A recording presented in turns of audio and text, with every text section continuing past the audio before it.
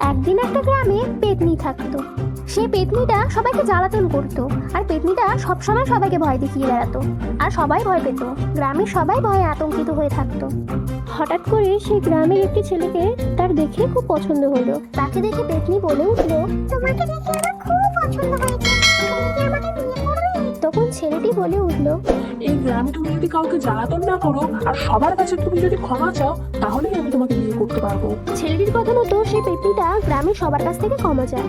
আমাকে ক্ষমা করে দাও, আমি আর তোমাদের জ্বালাতন করব না। পেতনিটি তার সব কথা শুনে তাকে বলে, আমি তোমার সব কথা মেনে চলেছি, এবার তুমি আমাকে বিয়ে করে নাও।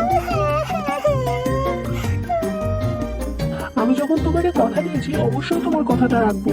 চলো আমরা বিয়ে করি। হঠাৎ করে সেই ছেলেটা দেখলো সে পেতনি থেকে হুট করে একটি সুন্দরী মেয়ে হয়ে গেল।